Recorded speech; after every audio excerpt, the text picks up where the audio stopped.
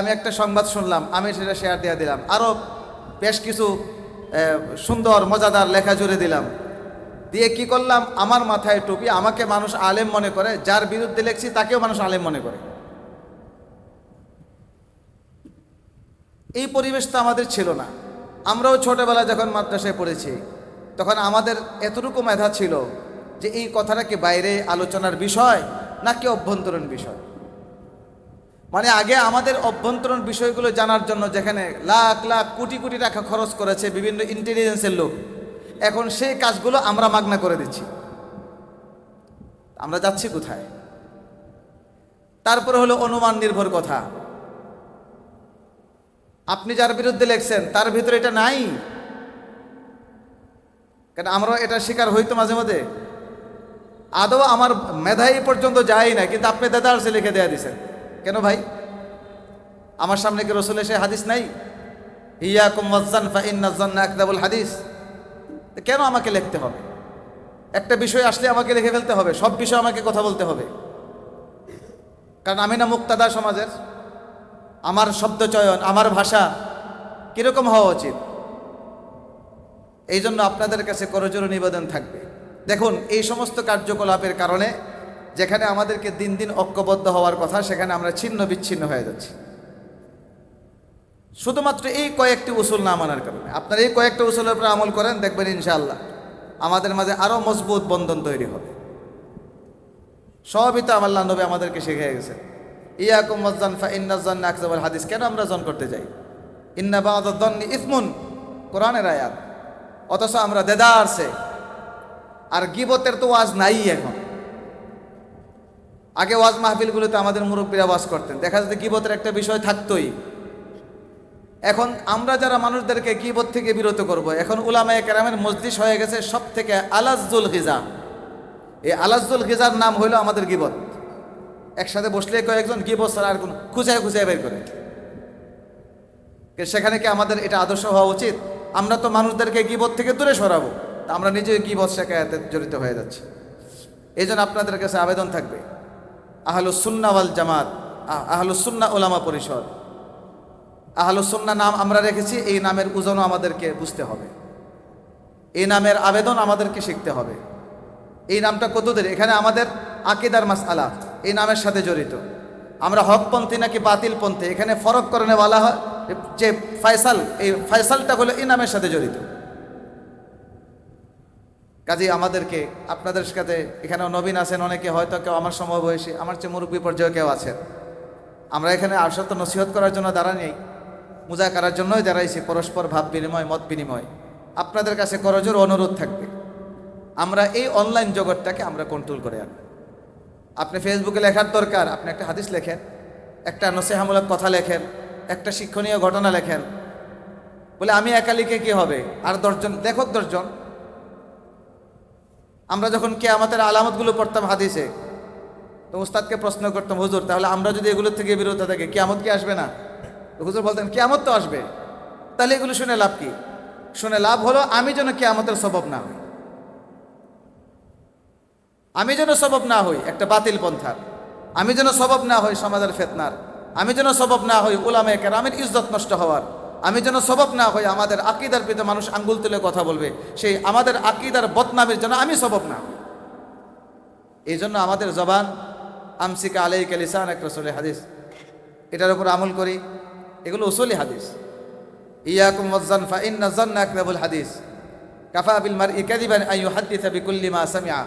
এই মৌলিক কয়েকটা হাদিসের যদি আমরা পুঙ্খানুপুঙ্খানু অনুসরণ করতে পারি, তাহলে ইনশাল্লাহ আমাদের সমাজের পারস্পরিক ভালোবাসা, মহাব্বত, আস্থা, বিশ্বাস এগুলো আরও দৃঢ় হবে, আরও মজবুত হবে। আজকের এই অনুষ্ঠান যারা আয়োজন করেছেন, আমি তাদেরকে অন্তরের গভীর থেকে ধন্যবাদ জানাচ্ছি, এবং আমি এই অনুষ্ঠানে উপস্থিত হতে পেরে নিজেকে ভাগ্যবান মনে করছি। আসলে উলামায়ে কেরাম হলেন সমাজের মুক্তাদা, আমাদেরকে মানুষ অনুসরণ করে। আমাদের দায়িত্ব হলো মানুষের সামনে পূর্ণাঙ্গ ইসলামের রূপরেখাটাকে উপস্থাপন করা। কারণ আমি যেভাবে খাবো মানুষ সেটাকে অনুসরণ করবে, আমি যেভাবে কথা বলবো মানুষ সেটাকে অনুসরণ করবে। সমাজের বিভিন্ন স্তরে আমাদেরকে মানুষ অনুসরণ করে চলে, এটা আমাদের মাথায় থাকতে হবে। আমাদের একজন উস্তাদ বলতেন,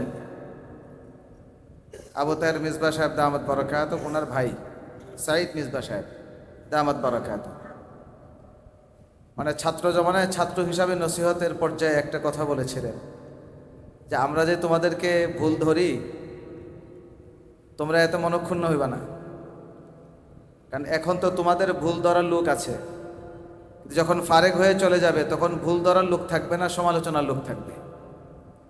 তখন তোমার উস্তাদ নাই, কেউ তোমাকে বলবে না যে আপনার এই কাজটা ভুল হয়েছে, পিছন থেকে তোমাকে নিয়ে হাসবে, ঠাট্টা করবে। তাহলে মানুষ আমাদের পিছনে চলে, কাজে আমাদের কার্যকলাপ, আমাদের নকল হরকত, প্রত্যেকটা কাজে আমাদেরকে সূক্ষ্ম দৃষ্টি রাখতে হবে যে মানুষকে আমি কি দিতে পারছি। আমরা সবাই এখানে আলহামদুলিল্লাহ মানুষের নিসবতে মানুষ আমাদেরকে উলামায়ে কেরাম বলে, কিন্তু আমরা নিজেদেরকে তালেম বলতে পারি না। আমরা হইলাম তালেবুল ইলম, কিন্তু অন্যান্য সাধারণ মানুষের নিসবতে আমাদেরকে আলেম বলা হয় সমাজে পরিচয় দেওয়ার জন্য। একটা কৌতুক মনে পড়ছে, দেওবন্দে যখন আমরা পড়তাম তো শাফি মাযহাবের ছাত্র ছিল, অনেক শাফি মাযহাবের ছাত্র পড়ে দেওবন্দে, বিশেষ করে কেরালা এলাকার ছাত্র যারা, ওরা অধিকাংশ শাফি মাযহাবের। তা আমাদের সাথে ঠাট্টা করত, কারণ ইমাম আবু হানিফা উনি তো ইমাম आजम के और इमाम की निस्बत से नहीं, साहिबन की निस्बत से इमाम आजम है। তো মানুষের নিসবতে আমরা আলেম, কিন্তু আমরা আমাদের নিজেদেরকে আলেম বলতে পারি না, কিন্তু মানুষ তো আলেম মনে করে আমাদেরকে। কাজে আমাদের জানা আছে একটা সময় ছিল যে কোনো একজন হাদিস বর্ণনাকারী যদি রাস্তার কিনারে কোনো দোকানে বসে খাওয়া দাওয়া করছে, তার হাদিস মানুষ নেয় নাই। যে একজন মুহাদ্দিস তিনি রাস্তার কিনারে বসে খেতে পারেন, মানুষের সাথে বাজে গল্প গুজবের মাঝখানে মজলিসে বসে তিনি খাওয়া দাওয়া করলে তিনি কিসের মুহাদ্দিস? একটা জমানা কতটুকু খেয়াল করা হতো যে একজন আলেমের চলাফেরার প্রতি, কিন্তু আজকে আমরা কোথায়? বিশেষ করে আমি আমার নবীন আলেমদেরকে বলবো, যারা নবীন আছেন এখানে, যে আমাদের বাংলাদেশের উলামায়ে কেরামকে ছিন্ন বিচ্ছিন্ন করে দিচ্ছে সব থেকে বড় যে হাতিয়ার, এটা হলো ফেসবুক। আমি তো আর হারাম ফতোয়া দিতে পারবো না, আমার এই ক্ষমতাও নাই। ফেসবুক এখন সবাই চালায়। এই ফেসবুকটা আমরা ইসলামের কল্যাণে ব্যবহার না করে আমরা আমাদের নিজেদেরকে ধ্বংস করে দিচ্ছি। আমরা নিজেরাই এমন সব পিকচার ফেসবুকে দেই, আমরা এমন সব লেখালেখি যে মানুষ তখন আমাদের থেকে শিখবে দূরের কথা, মানুষ আমাদের থেকে আরো দূরে সরে যাচ্ছে। আমরা বুঝতেই পারি না যে কোন কথাটা আমার ফেসবুকে লেখা দরকার, কোন কথাটা আমার লেখা উচিত না। এবং ফেসবুকে একটা লেখা দেওয়ার জন্য আমার কতটুকু মূলনীতির অনুসরণ করা দরকার, আমি কি আদৌ হাদিসের মূলনীতির অনুসরণ করতে পারছি? একজন একটা সংবাদ দিল, দেদার আছে আমি শেয়ার দিয়ে মানুষকে জানাই দিচ্ছি, অথচ আমি আদৌ জানি না ঘটনা কি সত্য নাকি মিথ্যা। কেন আমাদের সামনে কি সে হাদিস নাই? কাফা বিল মারই কাযিবান আইয়ুকাযযিবা আইয়ুহাদ্দিসা বিকুল্লি মা সামিআ আও কামা ক্বালা আলাইহিস সালাতু ওয়াস। এই হাদিস কি আমাদের মাঝে নাই?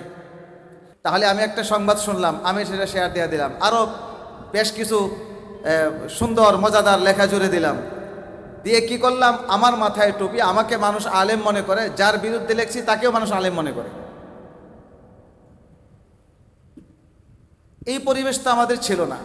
আমরাও ছোটবেলা যখন মাদ্রাসায় পড়েছি তখন আমাদের এতটুকু মেধা ছিল যে এই কথাটা কি বাইরে আলোচনার বিষয় নাকি অভ্যন্তরীণ বিষয়।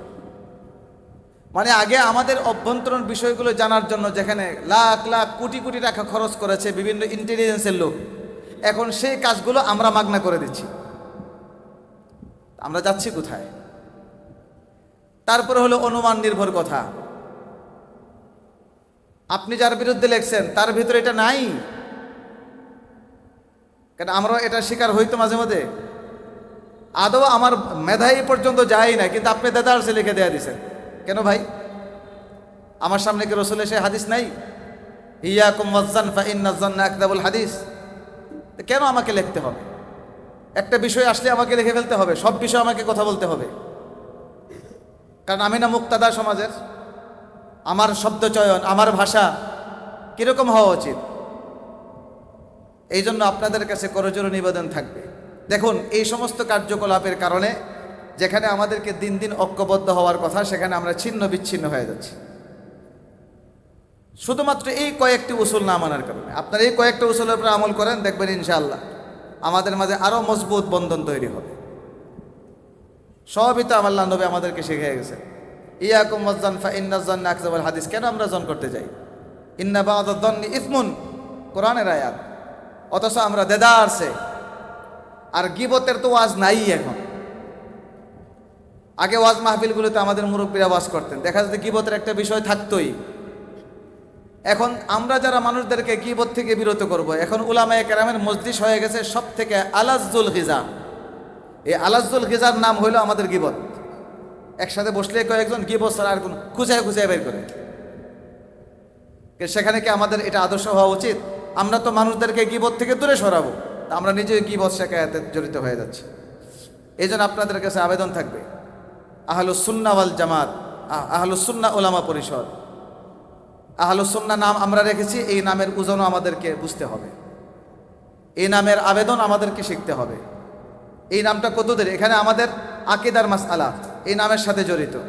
আমরা হকপন্থী নাকি বাতিলপন্থী, এখানে ফরক করনে বলা হয় যে ফয়সাল, এই ফয়সালটা হলো এই নামের সাথে জড়িত।